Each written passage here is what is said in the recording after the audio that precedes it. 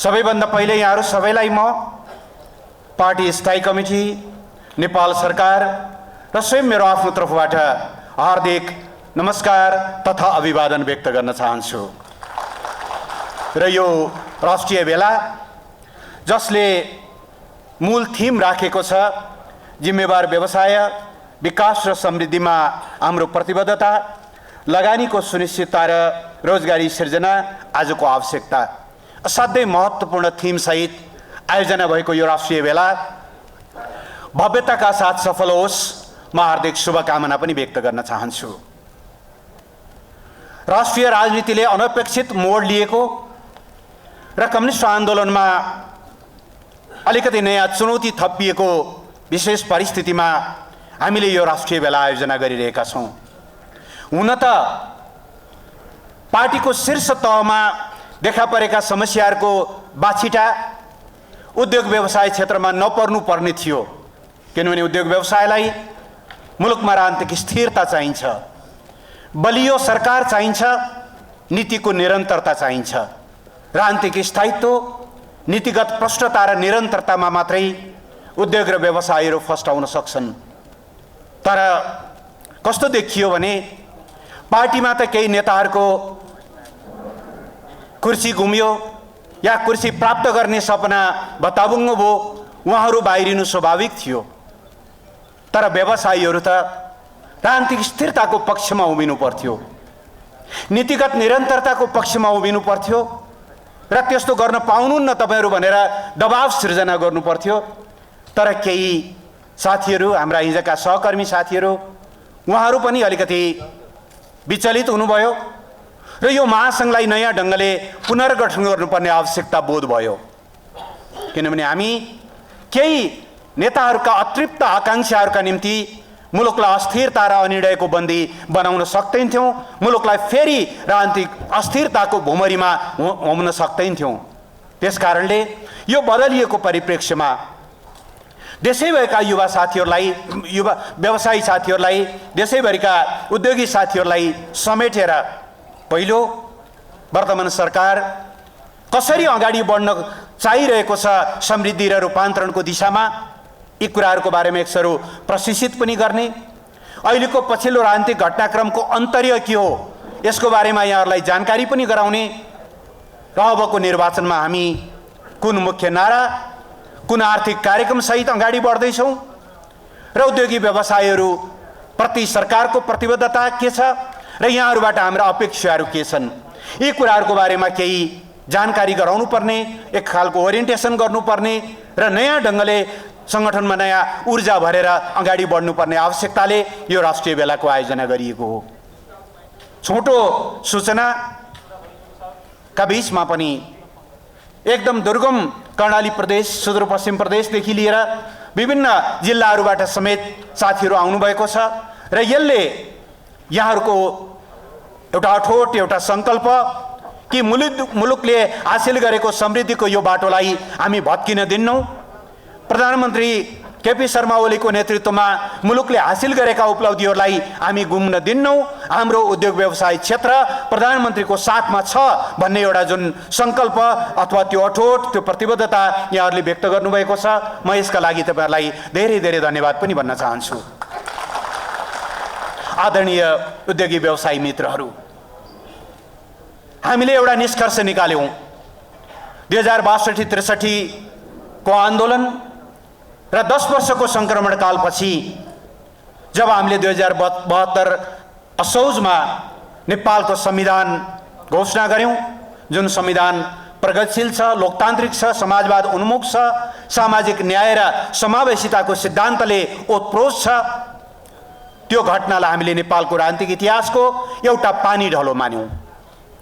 त्योभन्दा अगाडिको झन्डै 70 वर्ष नेपाली जनताले अधिकार प्राप्तिका लागि लडाईँ लडे। त्यो लडाईँ कहिले शान्तिपूर्ण भयो, कहिले हिंसात्मक भयो, कहिले कानुनी दायराभित्र भयो, कहिले कानुनका घेरा तोडेर भयो। जुनसुकै हिसाबले गरिए पनि जनताको त्यो बलिदानी सङ्घर्षका बलमा हामीले नेपालमा सङ्घीय लोकतान्त्रिक गणतन्त्र स्थापना गऱ्यौँ र जनताका प्रतिनिधिहरूले आफ्नै हातले लेखेको संविधानबाट हामी आज शासित हुने राज्य सञ्चालनको मूल दस्तावेज त्यसलाई बनाउने एउटा अवसर हामीले प्राप्त गर्यौँ। त्यसलाई पानी ढलो मानेर हामीले के सङ्कल्प गर्यौँ भने अब अधिकार प्राप्तिको लडाईँ एकसरो सकियो, लोकतन्त्र प्राप्तिको लडाईँ एकसरो सकियो। अब यही संविधानको जगमा उभिएर शान्तिपूर्ण बाटोबाट, प्रतिस्पर्धात्मक बाटोबाट हामी समाजवादमा सङ्क्रमण गर्छौँ।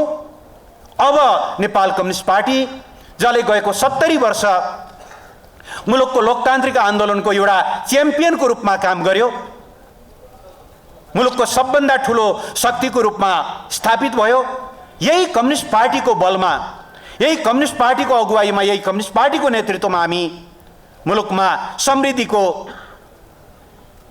जनताको सपना साकार पार्छौँ। 70 वर्ष हामी अधिकारका लागि लड्यौँ, अब 30 वर्ष हामी समृद्धिका लागि लड्छौँ र कम्युनिस्ट पार्टी 100 वर्ष पुरा हुने अबको 25-30 वर्षपछि नेपाललाई एउटा समृद्ध मुलुकको हाराहारीमा पुर्याउने कामको नेतृत्व पनि हामी कम्युनिस्ट पार्टीले नै गर्छौँ। एउटा सङ्कल्प हामीले गर्यौँ। यही सङ्कल्पका साथ हामी गत निर्वाचनमा संयुक्त घोषणाका साथ चुनाव पछाडि सरकार बनाउने, पार्टी एकता गर्ने र संविधानको रक्षा, प्रयोग र विकास गर्दै मुलुकको समृद्धिको अगुवाई गर्ने सङ्कल्पका साथ हामी निर्वाचनमा होमियौँ। नेपाली जनताप्रति हामी कृतज्ञ छौँ। उहाँहरूले हाम्रो त्यो सपनालाई, हाम्रो त्यो सङ्कल्पलाई अनुमोदन गरिदिनु भयो। हामीले भारी बहुमत प्राप्त गऱ्यौँ। आज सरकारले 3 वर्षको अवधि पुरा गरेको छ सम्माननीय प्रधानमन्त्रीको नेतृत्वमा। आजै सम्माननीय प्रधानमन्त्रीले पुनर्निर्मित सिंहदरबारको नयाँ कार्यकक्षबाट, त्यो परिसरबाट यो 3 वर्षमा हामीले के काम गर्यौँ भन्ने कुराको एउटा विस्तृत विवरण पनि आम जनता समक्ष प्रस्तुत गर्नुभएको छ। यो 3 वर्षलाई हामीले मुलुकको मुहार बदल्ने, जनताको अनुहारमा खुसियाली ल्याउने, मुलुकमा समृद्धिको आधार निर्माण गर्ने, तपाईहरुले भने जस्तै लगानी वृद्धि र रोजगारीका अवसरहरू सृजना गर्ने र विगतमा सशस्त्र द्वन्द्वको कारणले होस्, संक्रमणका कारणले होस्, राजतन्त्रको कारणले होस्, अनेकौं कारणले गुमेका हाम्रा विकासका अवसरहरूलाई यो छोटो समयमा पूरा गर्ने हिसाबले हामी केन्द्रित भएर लाग्यौं। यो 3 वर्षका हाम्रा समग्र सूचकहरू हेर्दा हामीले गर्व गर्ने पर्याप्त ठाउँहरू छन्। नेपाल कोभिड सुरु हुनुभन्दा अगाडिसम्म लगातार करिब 7% आर्थिक वृद्धि गर्ने संसारका 10 वटा मुलुक मध्ये 9औं मुलुकको रूपमा थियो। यही अवधिमा हामीले नेपाललाई अति अल्प विकसित एलडीसी स्ट्याटसबाट लोअर मिडल इन्कम कन्ट्री अर्थात् निम्न मध्यम आय भएको मुलुकमा स्तरोन्नत गरेका छौं। यही अवधिमा नेपालमा डुइङ बिजनेस इन्डेक्स अर्थात् नेपालमा व्यवसाय र लगानीको वातावरण छ, हामीले एकैचोटि 14 फड्को मार्यौं। विश्व बैंकले हामीलाई त्यो ढंगले सम्मानित गर्यो। हामीले यस बीचमा मानवाधिकार सूचकाङ्कमा उल्लेख्य सुधार गरेर गत वर्षसम्म निम्न क्याटेगोरीमा रहेको नेपाललाई यसै वर्षदेखि मानव विकास सूचकाङ्कका दृष्टिले मध्यम आय भएको, मध्यम स्तरमा पुगेको मुलुकको रूपमा स्थापित गर्यौं। आयातहरू घटाउँदै जाने, निर्यातहरू बढाउँदै जाने ती कामहरू हामीले सम्पन्न गर्यौं। यही अवधिमा मुलुक लोड सेडिङ मुक्त भयो। यही अवधिमा मुलुक तपाई व्यवसायीहरुको लागि सधैँभरि एउटा टाउको दुखाइको जस्तो विषय बन्ने, सधैँभरि ट्रेड युनियनका नाममा हुने हडतालहरू, बन्दहरू, त्यो कारणले गर्दा व्यवसाय गर्ने वातावरण नै नहुने, जनतन उद्योग खोल्यो भने ऊर्जा नै नपुग्ने, जनतन उद्योग खोल्यो भने बाटाघाटाहरूको अवस्था यस्तो खतम कि त्यहाँ तपाईले न कच्चा पदार्थ पुर्याउन सक्ने, न उत्पादित सामानहरू बजारसम्म पुर्याउन सक्ने, यी सबै कुराहरूलाई हामीले उल्लेख्य सुधार गर्यौं। गएको 3 वर्षमा ठूला औद्योगिक प्रतिष्ठानहरू या मध्यम प्रतिष्ठानहरूमा पनि कहीँ पनि ठूला हडतालहरू, लामा हडतालहरू भएका छैनन्, किनभने हामीले यस्तो एरेन्ज गरेका छौं, लगानीकर्ताहरू, रोजगारदाताहरू र श्रमिकहरूको बीचमा एउटा राम्रो सम्बन्ध निर्माण गरेर त्यो एमिकेबल सल्युसनहरू हामीले खोल्यौं र देशलाई लगानीका निम्ति एउटा अनुकूल वातावरण निर्माण गर्ने काम गर्यौं। उद्योग मन्त्रालयमा त, उद्योग विभागमा त अहिले वन स्टप सर्भिस सेन्टर छ, जहाँ हिजो तपाईहरुलाई फर्म दर्ता गर्न राष्ट्र बैंकबाट अन्य स्वीकृतिहरू लिन 10 ठाउँ धाउनु पर्ने अवस्थाबाट यो फाइल ओल्डो टेबल पल्लो टेबल पल्लो टेबल पल्लो टेबल हुँदै महिनौसम्म झुल्ने स्थितिबाट विदिन केही आवर या बढीमा विदिन केही दिन सजिलै लगानी गर्न सक्ने वातावरण हामीले त्यसरी निर्माण गर्यौं। हिजो केही व्यवसायीहरूका लागि मात्रै देशमा स्वर्ग जस्तो थियो। ठुला व्यवसायीहरू जसले जनताबाट उठाएको भ्याट जो राज्यमा जम्माउनु पर्थ्यो, केही सीमित घरानाहरूका लागि भ्याट फिर्ताको नाउँमा उनीहरूलाई नै पुरस्कृत गर्ने यो खालको जुन अवस्था थियो त्यसलाई हामीले अन्त्य गर्यौं। यी ढङ्गले नेपाल बिस्तारै नयाँ ढङ्गले अगाडि बढ्दै थियो। राष्ट्रियताको सवालमा यसबीचमा भएका प्रगतिहरूको बारेमा मैले केही बताउनुपर्छ जस्तो लाग्दैन।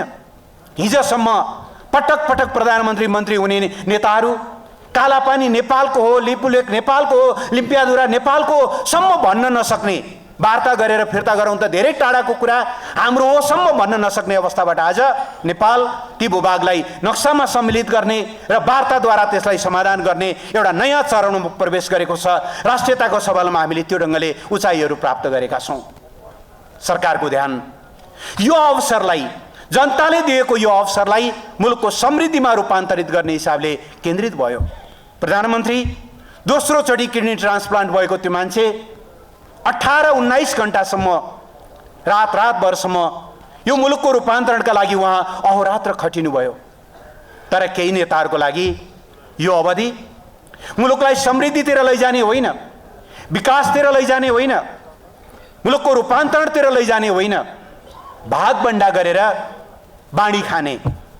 2 वर्ष तपाईँले खानुभयो, हट्नुहोस् अब मेरो पालो आयो, अर्थात् देश बदल्नेतिर होइन, आफ्नो कुर्सी बदल्नेतिर मात्रै केही नेताहरूको ध्यान गयो। मुलुकले हासिल गरेका यी उपलब्धिहरूप्रति उहाँहरूको कहीँ कतै सकारात्मक टिप्पणी सुन्न पाइएन। रेडियो खोल्यो, टेलिभिजन खोल्यो, स्मार्टफोन खोल्यो, नकारात्मक कुरा बाहेक गाउँघरमा भन्छ नि, बाघको मुख हेर्नु मन लाग्यो भने बिरालोको मुख हेर्नु, शत्रुको मुख हेर्नु मन लाग्यो भने दाजुभाइको मुख हेर्नु भने जस्तो प्रतिपक्ष हेर्नु पर्यो भनेदेखि टिभी खोलेर आफ्नै नेताहरूको भाषण सुनेपछि पुग्ने, देशमा सम्पूर्ण रूपले नकारात्मक, देश बन्दैछ, देश बन्छ, यो मुलुकलाई बनाउन सकिन्छ भन्ने सकारात्मक विश्वास होइन, देश खत्तम भयो, बर्बाद भयो भन्ने एउटा नकारात्मक मनोविज्ञान र समग्रमा देशको मनोबल गिराउने गरी केही नेताहरू लाग्नुभयो र संसदलाई, पार्टीको सचिवालयलाई, पार्टीको स्थायी कमिटीलाई, पार्टीका संरचनाहरूलाई वास्तवमा समृद्धिको यो यात्रालाई भत्काउने, समृद्धिको यो यात्रामा अवरोध सृजना गर्ने, मुलुकलाई अगाडि बढाउनेतिर होइन पछाडि हटाउनेतिर केही नेताहरूको अहोरात्र त्यसमै कुराकानीहरू। प्रधानमन्त्रीले एउटा सिस्टम बसाल्न खोज्नु भएको थियो। आगामी महाधिवेशनपछि म अध्यक्ष बन्दिनँ, अर्को निर्वाचनपछि नयाँ प्रधानमन्त्रीको लागि बाटो खोलौँ, यसरी नेपालमा आजीवन पदमा टाँसिरहने त्यो प्रवृत्तिप्रति एक खालको अपवादको रूपमा प्रधानमन्त्रीले एउटा सिस्टम बसाल्न खोज्नु भएको थियो। तर 4 महिनापछि हुने महाधिवेशन पनि कुर्न नसक्ने, 2 वर्षपछि हुने निर्वाचन पनि कुर्न नसक्ने छलछाम, दाउपेच र षड्यन्त्र मार्फत मुलुकलाई अस्थिरताको बन्धक बनाउने खालको दिशातिर मुलुक अगाडि बढ्न थालेपछि गएको पुस 5 गते सम्माननीय प्रधानमन्त्रीले एउटा कठोर कदम चाल्नुभयो।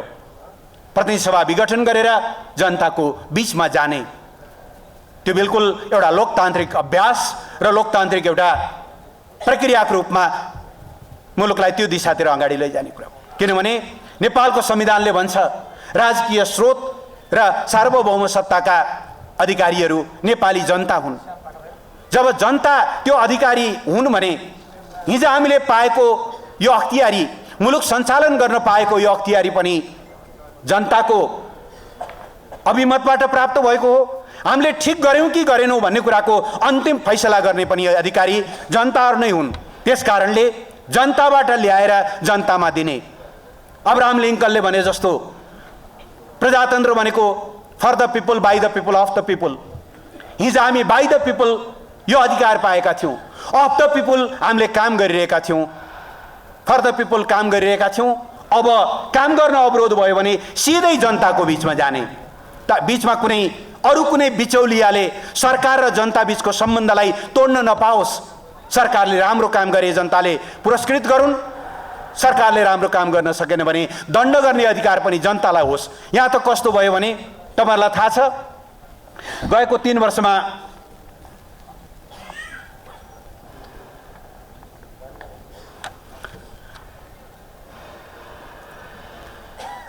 यो 3 वर्षको बीचमा प्रमुख प्रतिपक्षी दल नेपाली कांग्रेसले कहिल्यै संस्थागत ढंगले प्रधानमन्त्रीको राजीनामा मागेको छैन। जनताले माग्ने त कुरै भएन होला, जनताका अझ यो भन्दा राम्रो भइदियो हुन्थ्यो भन्ने गुनासाहरू थिए होलान्, सुझावहरू थिए होलान्, केही कुरामा चित्त बुझेन होला, तर तुलनात्मक रूपमा जनताको बीचमा समर्थन छ। प्रतिपक्ष राजीनामा माग्दैन, तर आफ्नै नेताहरू पाइलामा अडचन खडा गर्दै उहाँहरू अगाडि बढ्न दिनुहुन्न। यो खालको एउटा स्थिति सिर्जना भइसकेपछि जनतालाई रिजाएर नपुग्ने 4 जना नेतालाई रिजाउनु पर्ने, त्यही सबै कुराहरू चाहिँ के भन्दाखेरि उहाँहरूकै हितका निम्ति बलिदान दिनुपर्ने, कुर्बानी दिनुपर्ने यो अवस्थालाई तोड्नु जरुरी भयो। त्यसो नगर्ने हो भने मुलुक फेरि एउटा अन्तहीन अस्थिरतातिर जाने भयो। त्यही कुराले गर्दा हामी आज ताजा जनादेशमा जाने एउटा नयाँ बिन्दुमा आइपुगेका छौँ। यो ताजा जनादेश मुलुकमा राजनीतिक स्थिरताको सुनिश्चितताका लागि हो। झ्याट्ट तपाईहरुलाई लाग्न सक्छ 5 वर्ष कार्यकाल भएको प्रतिनिधि सभा 3.5 वर्षमा विघटन गर्दा राजनीतिक स्थिरता त भएन नि, होइन। यसले राजनीतिक स्थिरताको सुनिश्चितता गर्छ, किनभने प्रतिनिधि सभा कायमै रहेको भए यो हुनेवाला त छैन, तर एकछिन एउटा काल्पनिक अनुमान गरौँ, केही गरी संसद पुनर्स्थापना भयो भने हुन्छ के?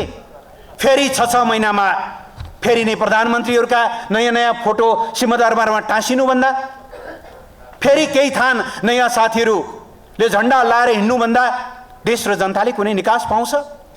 देश र जनताले खोजेको सिस्टम त्यस्तो हो र होइन नि त। त्यसकारणले राजनीतिक अस्थिरताको भुमरीबाट मुक्त गर्नको लागि फेरि जनतालाई ताजा जनादेश दिन हामीले आह्वान गरेका हौँ। यो राजनीतिक स्थिरताको लागि हो, यो समृद्धिको निरन्तरताका लागि हो। हामीले बसालेका जगहरू भत्किन नपाउन्। कसरी भत्किँदो रहेछ हामीले देख्यौँ। अघि सम्मानीय प्रधानमन्त्रीले भन्दै हुनुहुन्थ्यो, अघिल्लो चोटि शिलान्यास गरेर छोड्नुभयो रानी पोखरी, 2-2.5 वर्षपछि सरकारमा फर्किँदा यताको उता सार्नेसम्म काम भएको छैन।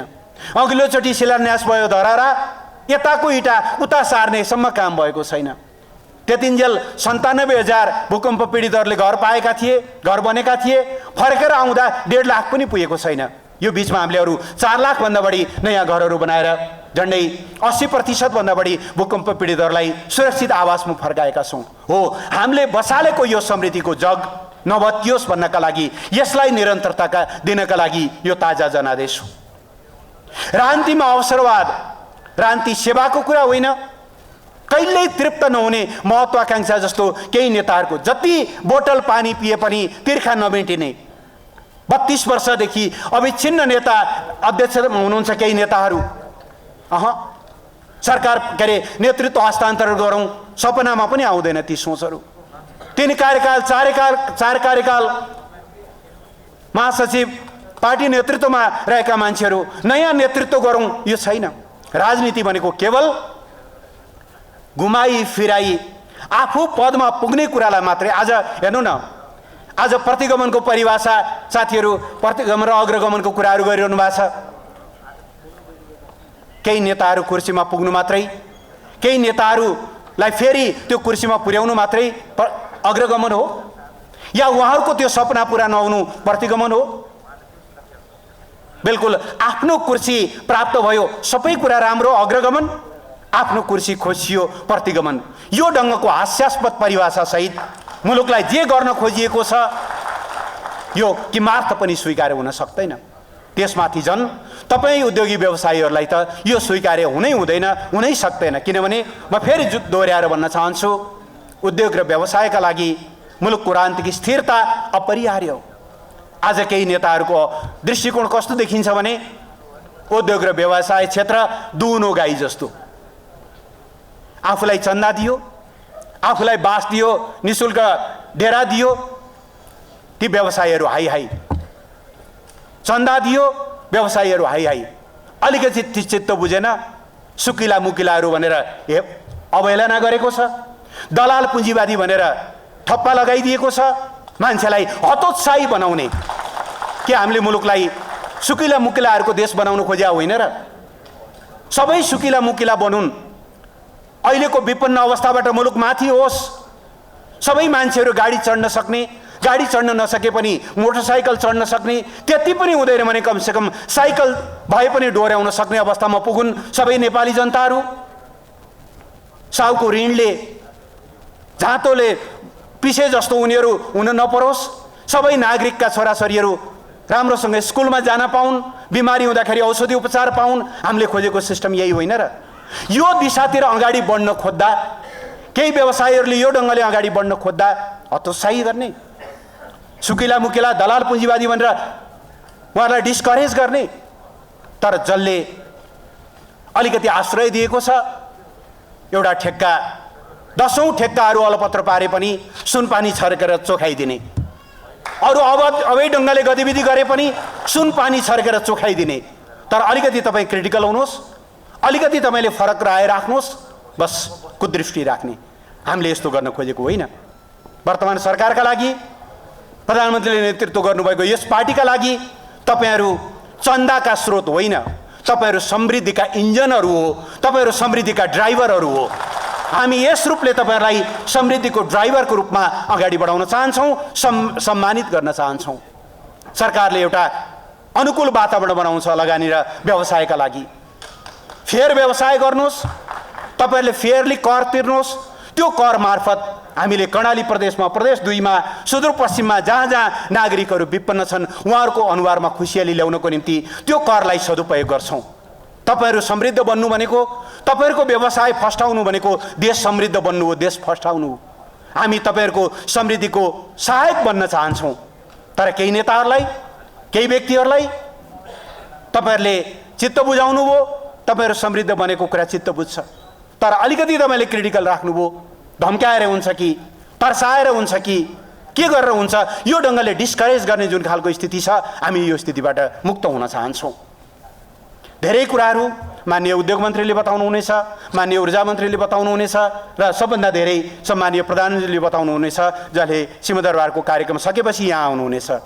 मैले आफ्नो भनाइ अब टुङ्ग्याउनु पर्नेछ, किनभने मैले आज शीतल निवासमा आयोजना हुने विदेशी राजदूतहरूको ओहदाको प्रमाणपत्र बुझाउने कार्यक्रममा जानुपर्ने भएको हुनाले अलिकति सेड्युल अगाडि तानेर मैले बोल्ने अनुमति मागेको हुँ।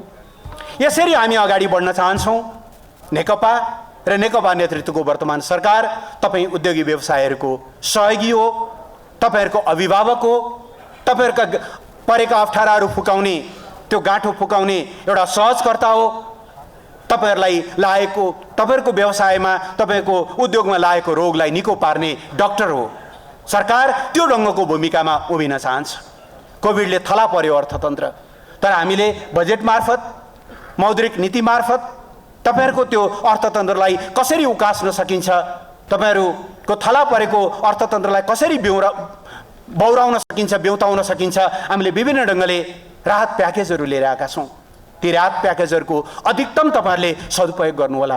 पुगेन भने राज्यको कोषमा भएसम्म हामी अझ तपाईहरुको व्यवसाय फैलाउनको निम्ति हामी मद्दत गर्नेछौँ। किनभने तपाईहरु समृद्ध हुँदा अरू 100 जनाले रोजगारी पाउँछन्, बेरोजगारी अन्त्य हुन्छ। ती 100 जनाको बेरोजगारी अन्त्य हुनु भनेको 100वटा परिवार समृद्ध हुनु हो।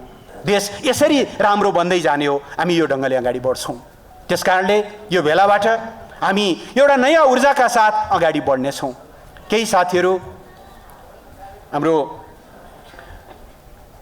पहिले महासङ्घको संयोजकको रूपमा हुनुहुन्थ्यो लक्ष्मीदास मानन्दर, वृद्ध मान्छे, उहाँले धेरै राम्रो भूमिका पनि खेल्नुभएको हो विगतमा, तर अहिले स्वास्थ्यको कारणले र अरू विभिन्न कारणले उहाँले नेतृत्व गर्न सक्ने अवस्था रहेन। उहाँलाई र सहसंयोजकलाई हामीले विदा गर्नुपर्ने अवस्था भयो।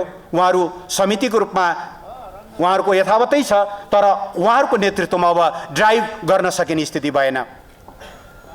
चालक अलिकति बिरामी पर्ने हो या चालक अलिक कुशल नहुने हो भने नयाँ चालक राखेर गाडी हाँक्नु पर्ने हुन्छ।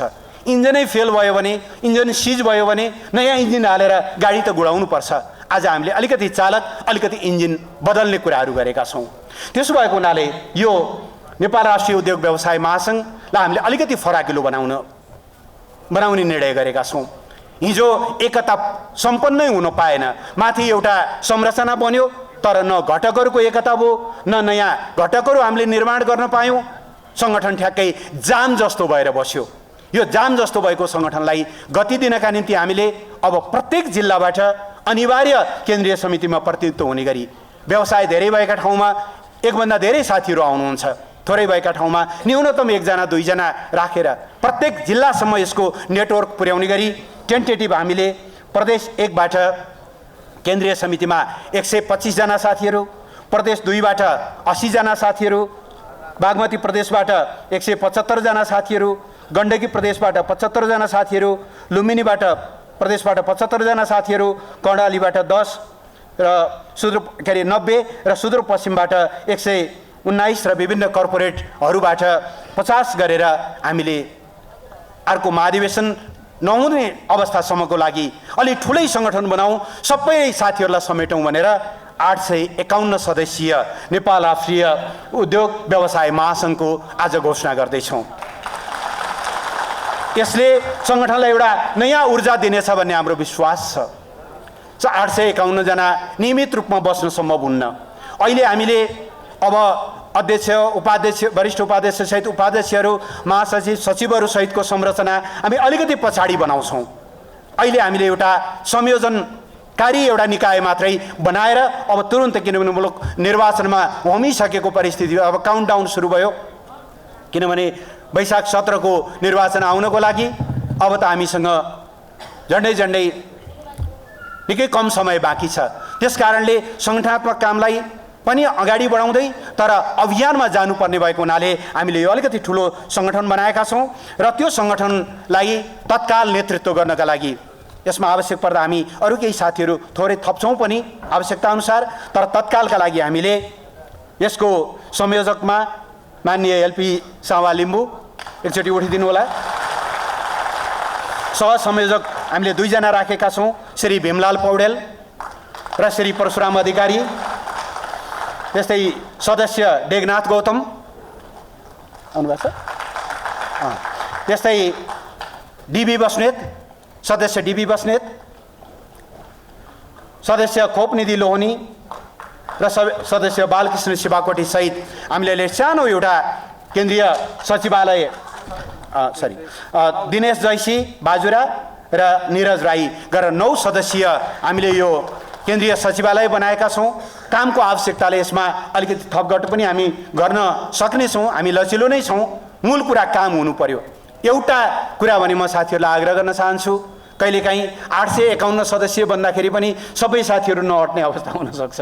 9 जनाको सचिवालय बनाउँदा पनि सबै नअट्न सक्छौँ।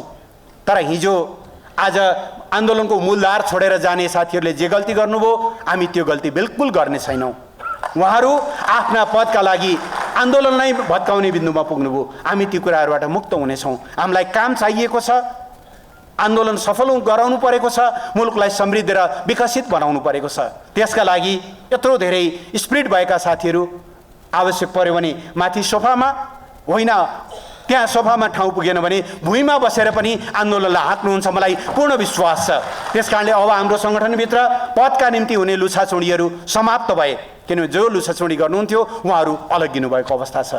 तर आवश्यकता अनुसार अब अलि हतारमा हामीले करिब 1 हप्ताको तयारी हो। यो राष्ट्रिय बेलाको पर्याप्त परामर्श हुन सकेन होला, त्यसले गर्दा जिल्लाबाट राख्ने साथीहरूको 100 नाम सङ्कलन भएको छ।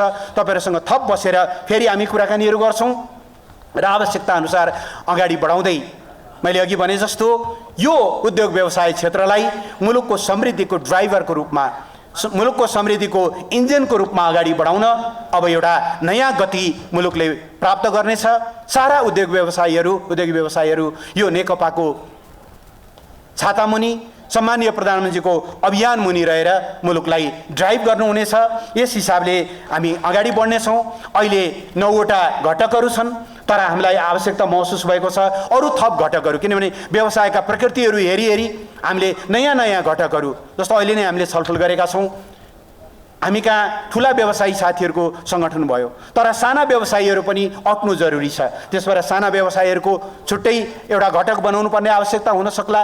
अरू पनि विभिन्न खालका घटकहरू, व्यवसायका नयाँ क्षेत्र बढ्दै जाँदा हामी नयाँ नयाँ घटकहरू निर्माण गर्छौँ। यो छाता हो, यो छाता मुनि सबै खालका घटकहरू अट्छन्। आवश्यकता अनुसार तपाईँले यो प्रकृतिका पनि घटकहरू बनाउनु जरुरी छ भनेर छलफल गर्नुहोला र यो अभियानलाई देशव्यापी रूपमा अगाडि बढाउने र नेकपाको नेतृत्वमा, सम्माननीय प्रधानमन्त्रीको नेतृत्वमा नै मुलुकलाई बदल्ने हामीले एउटा बेन्चमार्क पनि तोकेका छौँ। आउने वर्ष नेपाल विकासशील देशमा स्तरोन्नत हुनेछ। एलडीसी भनेर लागेको त्यो कलङ्कको टीकालाई, अल्पविकसित भनेर लागेको कलङ्कको टीकालाई हामीले अर्को वर्ष नै अन्त्य गर्नेछौँ। सन् 2030 सम्म नेपाललाई मध्यम आय भएको मुलुकमा लैजानेछौँ र हाम्रै कार्यकालमा मुलुकलाई एउटा समृद्धिको शिखरमा पुर्याएर मात्रै हामीले विश्राम लिनेछौँ। सरकारले त नीति बनाउने हो, तर समृद्धिको जग बसाल्ने र समृद्धिको गाडी गुडाउने काम चाहिँ तपाईँहरूले गर्नु हुनुभएको कारणले तपाईँहरूले यही ढङ्गले काम अगाडि बढाउनु होला।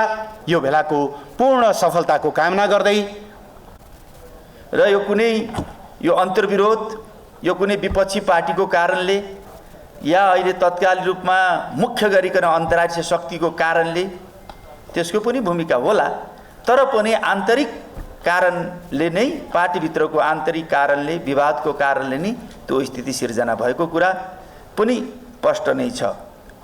र यो विवाद र यो अन्तर्विरोध कस्तो प्रकारको, यो विवाद देख्दा पद प्रतिष्ठाको लागि देखिन्छ, रूपमा त्यस्तो देखिन्छ। कतिपय नेता साथीहरूलाई प्रधानमन्त्री चाहिने, कतिपय नेता साथीहरू कमरेडहरूलाई पार्टी अध्यक्ष चाहिने, कसैलाई राष्ट्रपति, कसैलाई अन्य कोही चाहिने आकाङ्क्षाको कारणले प्रकट भएको यो अन्तर्विरोध देखिन्छ। प्रकट त्यसरी भएको छ, तर त्यसका अन्तरायमा कारण के छ भनेदेखि यो विचारसँग जोडिएको छ, दृष्टिकोणसँग जोडिएको छ। आज हाम्रो पार्टीभित्रको पदसँग भएको विवाद, प्रतिष्ठासँग भएको विवाद भए पनि त्यो विचार राजनीतिसँग जोडिएकै हुन्छ। त्यसले त्यो दृष्टिकोणलाई कुनै विचार राजनीतिले गाइड गरेकै हुन्छ। त्यसकारणले यो चाहिँ अन्तर्विरोध भयो। र पार्टीको नेतृत्व गर्नेहरूले हर पार्टीमा, हर क्षेत्रमा, हर कमिटीहरूमा, हर सङ्गठनहरूमा अन्तर्विरोध बारम्बार आइरहन्छ। त्यो बारम्बार अन्तर्विरोध आउने कुरोलाई हामीले जायज मानिन्छ, त्यो आवश्यक पनि मानिन्छ। र जुन नयाँ प्रकारका अन्तर्विरोध आउँदै जान्छन् हामी हल गर्दै जान्छौँ, फेरि नयाँ अन्तर्विरोध आउँदै जान्छन् हल गर्दै हामी जान्छौँ। र नेतृत्वको काम अन्तर्विरोधको हल गर्ने हो। नेतृत्वको काम अन्तर्विरोध हल गर्न नसक्ने, अन्तर्विरोधलाई समाधान गर्न नसक्ने, अन्तर्विरोधलाई झन् अन्तर्विरोध चर्काउने र त्यो अन्तर्विरोधलाई चर्काएर समाधान गर्न नसकेर विभाजन गर्नतिर लाने अन्तर्विरोध नेताहरूलाई सफल नेता मानिँदैन। हर क्षेत्रका नेताहरू, नेतृत्व जो अन्तर्विरोधको हल गर्ने नेताहरूलाई नेता मानिन्छ, सफल नेता मानिन्छ। अन्तर्विरोधलाई हल गर्न नसक्ने नेतालाई सफल नेता मानिन्न, ती नेतालाई असफल नेता मानिन्छ। हामीले यसरी बुझ्नुपर्छ जस्तो। अहिले पार्टी नेपाल कम्युनिस्ट पार्टी नेकपा, कोही हामी सरकारमा छौँ, कोही हामी सडकमा छौँ। हामीले विभाजनको घोषणा गरिसकेका छैनौँ, तर विभाजन भएको स्थिति छ। यो किन भयो? हामीले देखिरहेको, मैले भनिसकेँ पद प्रतिष्ठासँग सम्बन्धित छ, तर यो विचारसँग जोडिएको छ भन्ने मैले चाहिँ जोड दिन खोजेको कुरा के हो भने हाम्रो आजको विचार के हो? हाम्रो आजको राजनीति के हो? राजनीतिक कार्यदिशा के हो? हामीले सबैले एक स्वरले हामीले पार्टी एकता पूर्व र पार्टी एकता पश्चात गरिसकेपछि घोषणा गरेको कुरा के हो भने हामीले देशमा 240 वर्षको निरङ्कुश व्यवस्थालाई ढालिसकेपछि 70 वर्षको लडाइँमा, आन्दोलनबाट त्यसलाई पछाडिसकेपछि, देशमा सङ्घीय गणतान्त्रिक राज्य व्यवस्था प्राप्त गरिसकेपछि हामीले घोषणा गरेको कुरा के हो भने अब हामीले राजनीति क्रान्तिको एक हदसम्म अन्त्य भयो, अबको हाम्रो एजेन्डा भनेको विकास र समृद्धि हो भनेर हामीले एक स्वरले भन्यौँ। अझ सबभन्दा बढी चर्को जाने बोल्ने राजनीतिक क्रान्तिको अन्त्य भयो, अब विकास र समृद्धि भनौँ या आर्थिक क्रान्तिको अब युग सुरुवात भयो भन्ने नेताहरू, सबभन्दा चर्को बोल्ने अहिले सडकमा जाने मुख्य नेताहरू नै हो। त्यो हामीले सुनेका छौँ। तर अब हामी त्यही आवश्यकताले गर्दा अब विभाजित रूपमा रहेका कम्युनिस्टहरू, त्यसमा ठुला कम्युनिस्टहरू हामी एक ढिक्का हुनुपर्छ। किनभने अब हाम्रो एउटै एजेन्डा भयो, त्यो भनेको विकास र समृद्धि। त्यसको लागि हामी एकताबद्ध हुन आवश्यक छ र त्यो विकास र समृद्धिको हाम्रो सपनालाई हामीले पुरा गर्नुपर्छ भनेर हामी पार्टी एकता पनि गर्यौँ। पार्टी एकताका हाम्रा शर्तहरू, पार्टी एकताका हाम्रा सहमतिहरू पहिले नै हामीले जानकारी गराइसकेका छौँ। हामी स्पष्टै छौँ हामी कसरी पार्टी एकता गर्यौँ, त्यसका शर्तहरू के थिए, त्यसका सहमतिका आधारहरू के थिए, सबै हामी स्पष्टै छौँ। म त्यतातिर नजाउँ जस्तो लाग्दछ। तर आज जुन पार्टी एकता गर्यौँ, पार्टी एकता गरिसकेपछि ती पार्टी एकताका शर्त र सहमतिलाई तोडेर साथीहरूले जुन पद प्रतिष्ठा जो विचारसँग जोडिएको छ, पद प्रतिष्ठाको लागि जुन किसिमको हरकत गर्नुभयो, त्यो वास्तवमा सामान्य स्थिति होइन। यहाँ विचार आइसकेका छन्, त्यो सामान्य मान्न सकिन्न। त्यो पद प्रतिष्ठाको लागि जो विचारसँग जोडिएको छ, त्यो चाहिँ के छ भनेदेखि यति धेरै हरकत गरियो, त्यो पनि आइसक्यो। कति हरकत गरियो भन्ने कुरा, अनि पछि त्यो विभाजनमा लानको लागि, पद प्राप्तिको लागि त्यो गलत चिन्तन र विचार र दृष्टिकोणको कारणले, पैदा भएको कारणले उहाँहरूले जे हरकत गर्नुभयो, वास्तवमा भन्नुहुन्छ भने त्यो जस्ता पार्टी एकताको म्यान्डेट विपरीत र राष्ट्रको आकाङ्क्षा विपरीत नै उहाँहरूका विषयहरूले पुष्टि गर्दछ भन्ने लाग्दछ। र उहाँहरूले पार्टी एकता त एक प्रकारले भन्यो भने 6-8 महिना पहिला नै फुटाउन कोसिस गरिसक्नु भएको थियो उहाँहरूका हरकतहरूले। तर चाहिँ पार्टी एकताको पक्षमा जसरी हामी उभियौँ र पहल गऱ्यौँ, मेहनत गऱ्यौँ, त्यसले गर्दा 8-10 महिना हामीले थ्याक्न सफल भयौँ र हामीले लाग्यो कि अब पार्टी एकता बच्छ र हामीले पार्टी एकता बचायौँ भन्ने किसिमको हामीलाई महसुस भयो। र तर उहाँहरूले चाहिँ जुन पार्टीको सचिवालय, केन्द्रीय समिति वा या थाई कमिटी या सांसदमा कहीँ कतै पनि उहाँहरूले बहुमत सिद्ध गर्ने स्थिति बनेन। हामीले चाहिँ पार्टी एकताका पक्षधरहरूको चाहिँ पहल कदमीमा उहाँले कहीँ पनि चाहिँ बहुमत सिद्ध गर्ने स्थिति नरहिसकेपछि उहाँहरूले के गर्नुभयो भने चोर बाटो गएर उहाँहरूले के छ भने सरकार ढाल्ने, प्रतिपक्षको काँधमा चढेर सरकार ढाल्ने उहाँहरूले जो कसरत गर्नुभयो, उहाँहरू त्यो नसकिसकेपछि आफै ढल्नुभयो। मलाई लाग्छ जो साथीहरू अहिले सडकमा हुनुहुन्छ तपाईँले नोट गर्नुभयो होला, मैले आज गनेको उहाँहरूको पार्टी फुटाउने र सरकार ढाल्ने बाहेक यो पछिल्लो शान्ति प्रक्रिया आइसकेपछि खास अर्को उपलब्धि गरे जस्तो मलाई लाग्थ्यो। तपाईँले हेर्नु होला, नोट गर्नु होला, आज मैले गनेको छु 8वटा सरकार ढाल्नु भएछ उहाँहरूले। गनेर पुष्टि गर्न सकिन्छ, 8वटा सरकार ढाल्नुभयो र पछिल्लो चरणमा पनि सम्माननीय प्रधानमन्त्री केपी शर्मा ओलीको नेतृत्वको सरकार ढाल्न खोल्नुभयो। लास्टमा उहाँहरू चाहिँ फेल खानु आफै ढल्नुभयो। लास्टमा त्यो हरकत उहाँहरूको सफल हुन सकेन। त्यसकारणले आज मैले यहाँलाई जानकारी गराउन खोजेको कुरा के छ भनेदेखि आज सडकमा गएर उहाँहरूले जे बोल्दै हुनुहुन्छ त्यो कुराले पनि पुष्टि गर्छ हिजोका उहाँहरूको हरकत गलत थिए, बेठिक थिए भन्ने कुराको पुष्टि आज सडकमा अहिलेसम्म पनि त्यो हरकत उहाँहरू गरिरहनु भएको छ।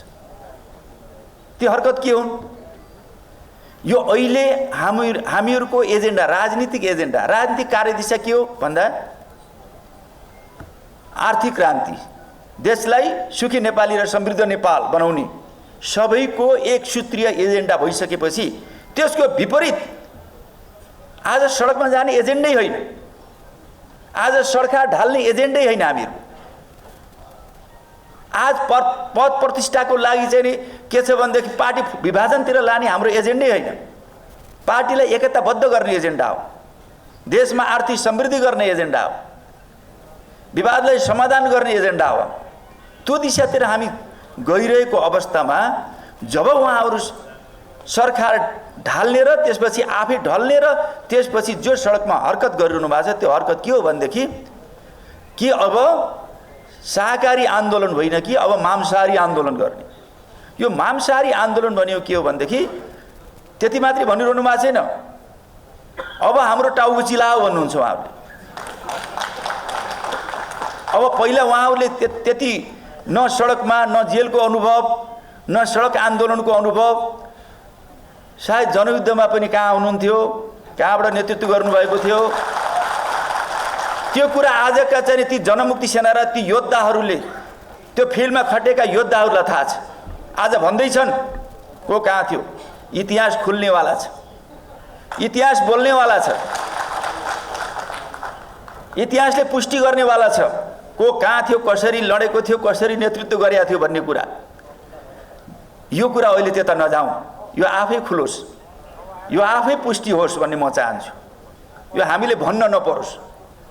त्यसकारणले मैले यहाँ तपाईँहरूलाई जानकारी गराउन खोजेको कुरा के छ भनेदेखि आजको हाम्रो कार्यदिशा भनेको विकास र समृद्धि हो, आर्थिक क्रान्ति हो। त्यसको विपरीत उहाँहरू सडकमा गएर जुन किसिमको मांसाहारी आन्दोलन, टाउको फुटाले आन्दोलन, रक्तपातपूर्ण आन्दोलन भन्नुहुन्छ, यो सबैको पार्टीको राष्ट्रको जनताको यो चाहिँ राष्ट्रको समृद्धि विपरीत यो हरकत हो। यसलाई कुनै पनि हालतमा स्वीकार्न सकिन्न। तपाईहरु व्यवसायी साथीहरु हुनुहुन्छ, देशमा राजनीतिक स्थिरता चाहिन्न। हामीले आकांक्षा गरेको राजनीतिक स्थिरता होइन। हामीले संघीय गणतन्त्र ल्याइ 70 वर्षसम्म लडेर संघीय गणतन्त्र ल्याइसकेपछि हामीले अब राजनीतिक स्थिरतातिर गयो देश भनेर हामी खुसी भए होइन। अनि त्यो पचाउन नसक्ने, जसले राजनीतिक क्रान्ति र राजनीतिक समृद्धिका कुरा देशको समृद्धिका कुरा गर्नेहरूले त्यस्तो हरकत गरिसकेपछि अब हामीले सही के हो गलत के हो त्यो छुट्याउने बेला, यद्यपि हामी छुट्याइसकेका छौँ, हामीले छुट्यायौँ, अरूलाई पनि छुट्याउन र अरूलाई पनि बुझाउन अनिवार्य छ, आवश्यक छ भने त्यो भरममा परेका साथीहरूलाई, जनताहरूलाई, व्यवसायीहरूलाई, नेताहरूलाई, कार्यकर्ताहरूलाई, अन्य क्षेत्रमा पेशा व्यवसायमा काम गर्ने क्षेत्रमा काम गर्ने साथीहरूलाई पनि हामीले बुझाउन जरुरी छ जस्तो लाग्छ।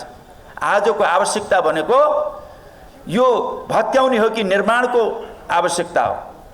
त्यसकारण यो लडाई भनेको यो राष्ट्रियता, राष्ट्रिय अखण्डता र को सँग सम्बन्धित लडाई।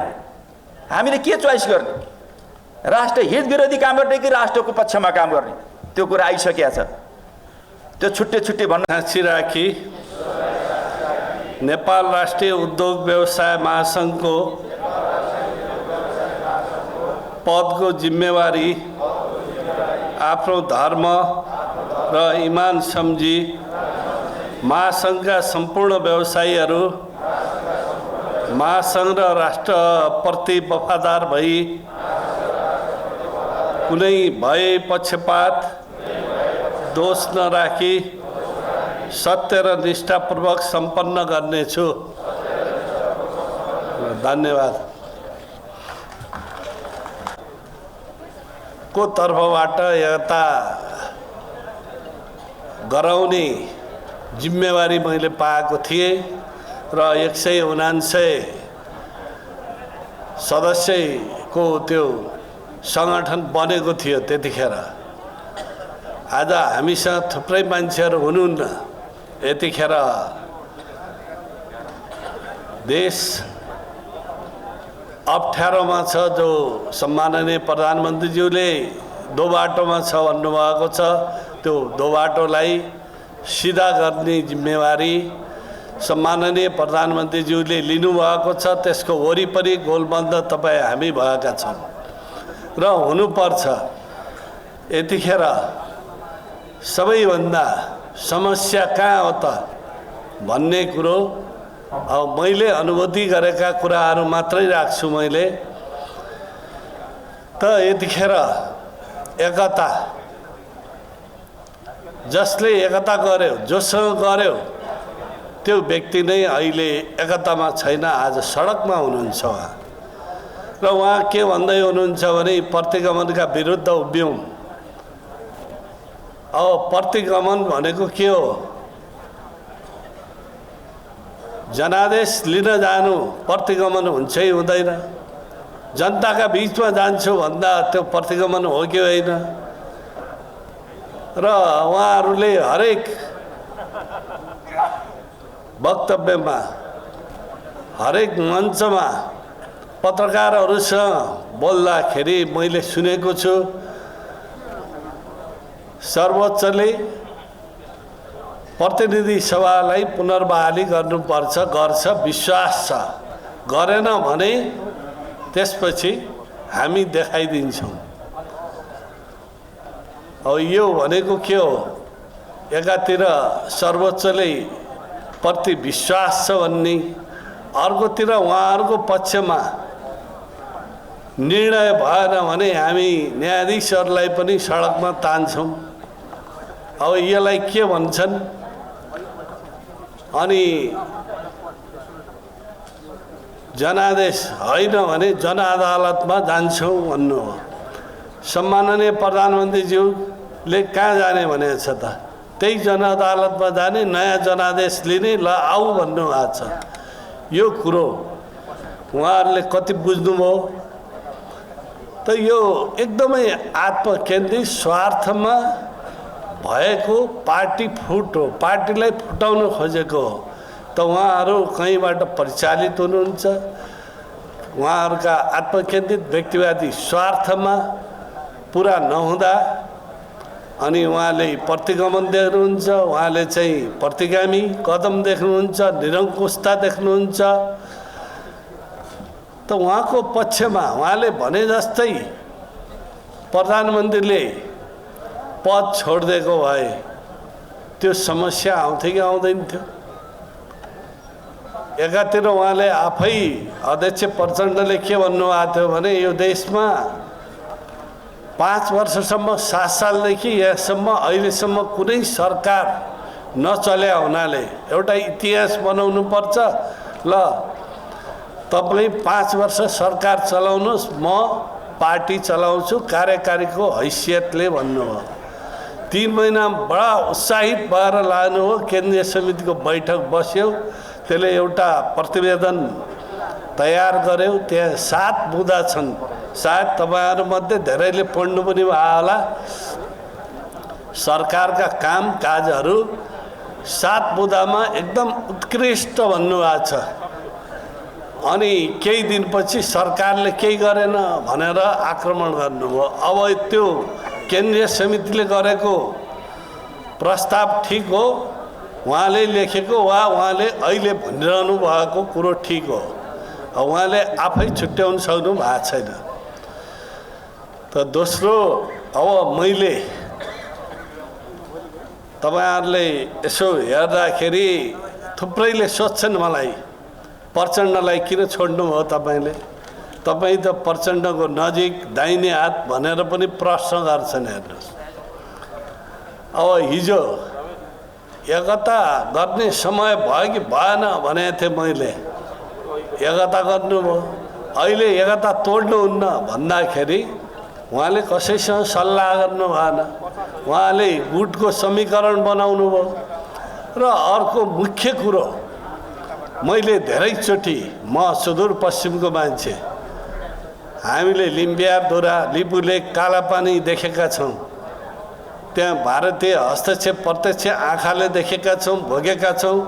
त्यो कुरो बारम्बार उहाँ प्रधानमन्त्री हुँदा 2 पटक मैले भनेको छु। उहाँ भारतको भ्रमणमा जाँदा यो कुरो उठाउनुपर्छ है भने, तर उठाउनु भएन।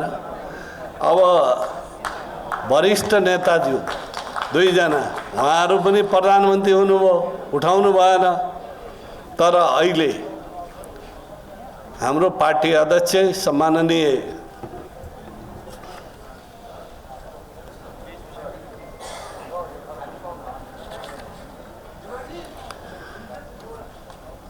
अनि यो देशको सम्माननीय प्रधानमन्त्रीज्यूले 58 वर्षदेखि तिमीहरूले हाम्रो भूमिमा सेना राखेका छौ, हाम्रो भूमि कब्जा गरेका छौ भनेर डिप्लोमेटिक नोट पठाउनु भयो। त्यो साहस गर्नुभयो।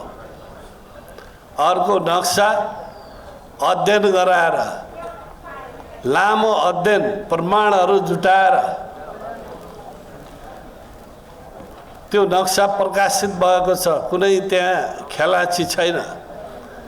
हचुवा तरिकाले त्यो नक्सा प्रकाशित भएको छैन। त यतिखेर राष्ट्रियताको पक्षमा संसदमा जसरी ऐक्यबद्धता देखियो त्यो उहाँकै नेतृत्वमा देखियो। स्थायी कमिटीको बैठकमा त्यही नेताहरूले भनेका थिए यो सरकारले महान काम गर्यो, ऐतिहासिक काम गर्यो भनेर त्यही एउटा प्रस्ताव पारित भएको थियो। तर त्यसको एकैछिनपछि अब यो सोफा काण्ड पनि भयो। त्यहाँ सोफा हटाउनुपर्छ, समानता हुनुपर्छ, यो सोफा किन भन्ने प्रश्न पनि स्थायी समितिको बैठकमा भयो। माथिबाट तल झर भने देशको पार्टीको अध्यक्ष, देशको प्रधानमन्त्रीलाई गरिने अपमानपूर्ण जुन व्यवहार त्यो स्थायी कमिटीमा भयो। अनि उहाँहरूले के भन्नुहुन्छ, बैठकमै नआउने, भाग्ने बैठकबाट। उहाँहरू त्यही खालको अपमान भएको भए उहाँहरू त्यो बैठकमा आउनुहुन्थ्यो कि आउनुहुन्थेन? उहाँहरूसँग प्रश्न गरौँ तपाईँ हामी। अनि जुन ठाउँमा सम्मान हुँदैन, मान हुँदैन, त्यो ठाउँमा कोही पनि आउँदैन, स्वाभिमानी मान्छे। त अहिले उहाँहरू प्रतिगमन भयो भन्नुहुन्छ। प्रतिगमन हुन लागेका भए यही पार्टीभित्र बसेर अन्तर्सङ्घर्ष गर्नु पर्थ्यो। पार्टी भनेको विपरीतको एकत्व हो भन्ने कुरो उहाँहरूले पनि बुझ्नु भएको छ, हामीले पनि बुझेका छौँ। अहिलेको पार्टी अध्यक्ष सम्माननीय प्रधानमन्त्रीज्यूसँग कुनै मतभेद थियो भने ती मतभेदहरूलाई पार्टीभित्रै समाधान गर्न सकिन्थ्यो कि सकिँदैन थियो? अब के त्यहाँ माधवजी र प्रचण्डजीको बिचमा कहिले मतभेद हुँदैन त? त्यहाँ भोलि मतभेद भयो भने फेरि उहाँहरू पार्टी फुटाउनुहुन्छ। त्यहाँ सडकको पार्टी पनि फुट्छ, फुटेर फेरि यहीँ आउँछ। हेर्नु, त्यो विश्वास गर्नुहोस्। र भइरहन्छन्। तर ती अन्तर्विरोधलाई पहिचान गर्ने, त्यसको समाधान गर्ने कुरोमा जब बुद्धि विवेकले काम गर्दैन अनि आफ्नो स्वार्थलाई मात्र हेर्छ, उसले पार्टीलाई हेर्दैन, जनतालाई हेर्दैन, राष्ट्रलाई हेर्दैन, त्यति बेला के गर्छ त मान्छे? अन्ध हुन्छ अनि सडकमा जान्छ र अरूले देख्यो देखेन भनेर हामी यहाँ छौँ भन्दै यहाँ छातीमा राखेर अनि के गर्छन्? त्यहाँ हामीलाई खोज्न आऊ भने अब तपाईँ हामी आफ्नो ठाउँबाट उहाँहरूलाई खोजेर फेरि हाम्रा बिराएका पार्टीका नेताहरू यही सङ्गठनका कैयौँ बिराएर सडकमा पुगेकालाई यही हलमा ल्याउन जरुरी छ। हेर्नुहोस्, तपाईँ हाम्रो जिम्मेवारी हो। त्यो जिम्मेवारी तपाईँ हामीले पुरा गर्नुपर्छ। अब जहाँसम्म मलाई लाग्छ यो हाम्रो सङ्गठन पार्टीभित्र अन्तर भइसकेपछि, अन्तर्विरोध भइसकेपछि यो नेपाल राष्ट्रिय उद्योग व्यवसायी महासङ्घको नेतृत्वले पनि काम गर्न सकेन। हेर्नुहोस्, मैले बारम्बार भने यो सिएनआईले, उद्योग वाणिज्य महासङ्घ अनि घरेलु तथा साना उद्योग महासङ्घ, त्यसै गरी चेम्बर अफ कमर्सले थुप्रै सुझावहरू दिएको छ। थुप्रै नीति निर्माण गर्न, उद्योग व्यवसायमा के कमी कमजोरीहरू छन्, नेपाल सरकारले गर्नुपर्ने कामकाजहरू के छन्, त्यसलाई सच्याउनु पर्ने कानुनहरू के छन्। जस्तो अहिले 4वटा सङ्गठनले उत्पत्तिको प्रमाणपत्र दिन्छ, तर हाम्रो आफ्नै पार्टीको सरकार छ, तर हाम्रो सङ्गठन हराछ। हेर्नुहोस्, यो एकता प्रक्रिया पुरा नहुँदा, नेतृत्वले राम्रोसँग काम नगर्दा, पार्टीभित्र अन्तर्सङ्घर्ष हुँदा यसले के गर्यो भने हाम्रो सङ्गठन जो देशैभरि यसका हाँगाहरू छन्, तलैसम्म जराहरू गाडेको छ, तर यो छिन्न भिन्न भएको छ। अब त्यसको जिम्मेवारी यो नेतृत्वलाई आउँछ। यसले सङ्गठित गर्नुपर्छ र सरकारबाट पाउने सुविधा यसले पनि लिनुपर्छ। यो सङ्गठनले यसले मात्र यसले कता लैजान्छ भने अनि हामीले जनताका कामहरूलाई गर्न सक्छौँ, उद्योग व्यवसायलाई बढाउन सक्छौँ। आज सबैभन्दा मारमा परेको उद्योगहरू कुन छन् त भन्दा लघु घरेलु साना उद्योगहरू सबभन्दा बढी मारमा परेको छ। त्यसको बारेमा अब कसरी राहत दिन सकिन्छ, कसरी त्यसलाई पुनर्जीवित गर्न सकिन्छ, त्यसका समस्याहरूलाई समाधान गर्न हामीले कोष खडा पनि गर्नुपर्ने आवश्यकता देख्छु। जसरी पुनर्कर्जा कोष खडा भएको छ, लघु साना र घरेलु उद्योगहरूलाई पनि पुनर्कर्जाको लागि सस्तो ब्याजमा त्यो कर्जा दिनको निमित्त एउटा कोष खडा गर्नुपर्ने हुन्छ। त्यसको लागि तपाईहरूले पनि सम्माननीय प्रधानमन्त्रीज्यूलाई सुझाव दिनुहोस्। मैले पनि सम्माननीय प्रधानमन्त्रीज्यूसँग अर्थमन्त्रीज्यूसँग सुझाव दिन्छु, त्यहाँ त्यसको आवश्यकता देख्छु। र अस्ति मात्रै एउटा हाम्रो कुश कुमारको अध्यक्ष भएको एउटा सङ्गठन रहेछ, नेपाल व्यवसायिक सङ्घ भन्ने थियो। अनि पहल राष्ट्रिय व्यवसायी पहल भन्ने त्यसले एकदमै अध्ययन गरेर राम्रो अस्ति अन्तर्क्रिया पनि भएको थियो। एउटा नोट उहाँहरूले दिनुभएको छ, त्यो हामीले पनि अध्ययन गरिरहेछौँ र त्यसको विवरण पूर्ण विवरण सहितको पुस्तिका निकाल्ने भनेको छ। त हाम्रो नेतृत्व, यो सङ्गठनको नेतृत्वले पनि गाउँका व्यवसायीहरूको समस्या के हो, अनि साना उद्योगहरूको समस्या, लघु उद्योगको समस्या, कानुनमा जटिलता के छन्, ठुला र मझौला उद्योगका समस्या के हुन्, र हामीले आयात र निर्यातको बिचमा सन्तुलन कसरी बनाउन सक्छौँ, त्यसको बारेमा अलि अध्ययन गर्न, सुझाव दिन र त्यसले नेतृत्व लिनु आवश्यक छ। आज अभियानमा जोड्नको निम्ति हामी उपस्थित छौँ। म यहाँलाई भन्न चाहन्छु, हाम्रो सिङ्गो पङ्क्ति विखण्डनको विरुद्धमा छ। जातीय सद्भाव खलल नपुर्याउनका निम्ति हामी उपस्थित छौँ। त्यसमा हुनाले यी सबै तमाम विषयहरू, उद्योगी व्यवसायहरू राष्ट्र निर्माणका निम्ति, रोजगार सिर्जनाका निम्ति हामी एक ठाउँ छौँ भने ऐक्यबद्धता जाहेर गर्नका निम्ति यो राष्ट्रिय भेला आयोजना गरेको छ। यहाँ लाखौँ लाख कार्यकर्ता र करोडौँ नेपाली जनताको भविष्य यतिखेर सुखी नेपाली समृद्ध नेपाल निर्माण गर्ने र समृद्धिको आकांक्षा जोडेको छ। त्यो श्रद्धेय अध्यक्ष केपी शर्मा ओलीले नेतृत्व गरेको पार्टीले मात्रै गर्न सक्छ भन्ने पनि अभिप्रायले हामी उपस्थित छौँ। म यहाँ यसका निम्ति यहाँहरू उपस्थित हुनुहुन्छ देशैभरिबाट, म यहाँलाई हार्दिक स्वागत गर्न चाहन्छु। र अहिले हामीलाई शान्ति र स्थिरता बेगर विकास र समृद्धि सम्भव छैन, उद्योग व्यवसाय सञ्चालन हुन सक्दैन। यो बेला हामी यहाँ छौँ। मैले प्रधानमन्त्रीले भने जस्तै विकासका धेरै आयामहरू सुरु भयो भन्ने विषयमा यहाँ समय खर्चिन चाहन्न। यहाँ थुप्रै विषयहरू अघि आइसकेका छन्, राजनीतिक मुद्दाहरू थुप्रै आइसकेका छन्। अब अझै हामीसँग उद्योग मन्त्रीजी हुनुहुन्छ, उहाँले पनि विषयहरूलाई राख्नुहुनेछ। त्यस भएको हुनाले म ती तमाम विषयहरूलाई नदोहोरिकन म केही यो महासङ्घको सँग जोडेको विषय राख्न चाहन्छु।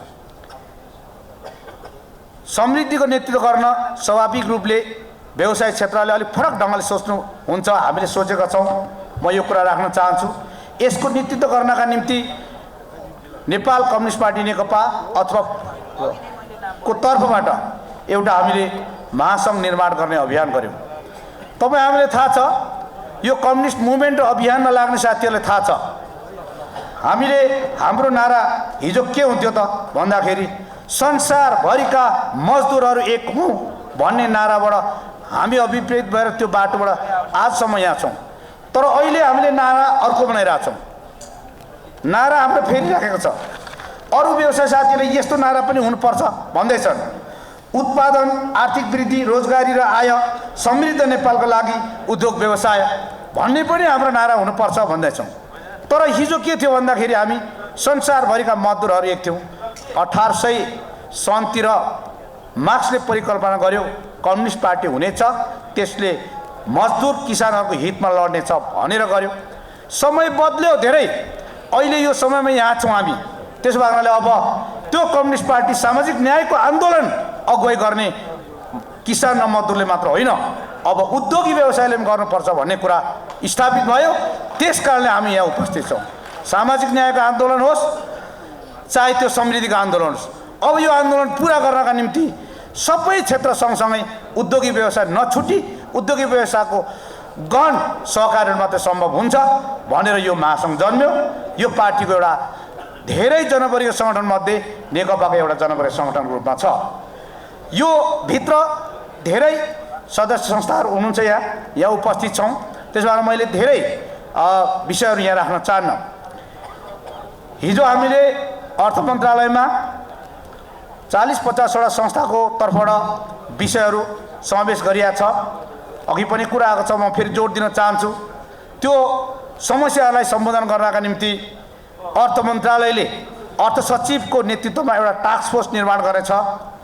त्यहाँ प्रत्येक वस्तुका सङ्घका आफ्ना आफ्नै समस्या छन्, त्यो समस्या लगेर त्यहाँ छलफल गरिनेछ। त्यसमा हाम्रो महासङ्घले पनि त्यहाँ अगुवाई गर्नेछ। म यति कुरा राख्न चाहन्छु, हाम्रो महासङ्घको अगुवाईमा त्यो बन्नेछ र त्यसले तपाईँहरूको समस्या समाधानको निम्ति पहल कदमी गर्नेछ। म यति कुरा राख्न चाहन्छु। हाम्रो नेपालको वस्तुगत अवस्था यहाँलाई थाहा छ।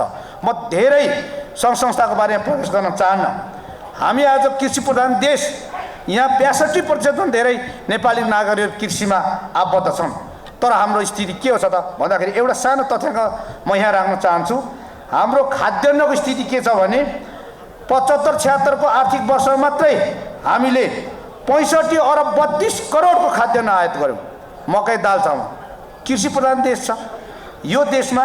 मकै दाल चामल हामीले 65 अरब 32 करोड आयात गऱ्यौँ भने हाम्रो अवस्था कस्तो छ। तरकारी जो हामीले धेरै मेहनत गर्नु पर्दैन, हाम्रै करेसबारीमा पुग्छ, तर त्यो तरकारी एक वर्षमा हामीले 15 अरब 13 करोडको हामीले आयात गऱ्यौँ भनेपछि कृषिको आयात के छ। त्यस कारणले कृषिमा धेरै ठुलो क्षेत्र छ जहाँ हामीले काम गर्न सक्छौँ। समृद्धिको निम्ति त्यो क्षेत्रलाई पनि चयन गर्न सक्छौँ। म यति कुरा राख्न चाहन्छु। अब पर्यटनको साथीहरू यहाँ उपस्थित हुनुहुन्छ। पर्यटनको हालत के छ तपाईँलाई थाहा छ। अहिले कोरोनाको कारणले गर्दा केही समस्या भयो। हामी सम्झौँ पर्यटन के रहेछ भन्ने कुरा एउटा सानो म ग्लान्स राख्न चाहन्छु। हामी अहिले नेपालमा 12 लाख कहिले 15 लाखको हाराहारीमा टुरिज्म भित्रिरहेको स्थिति छ।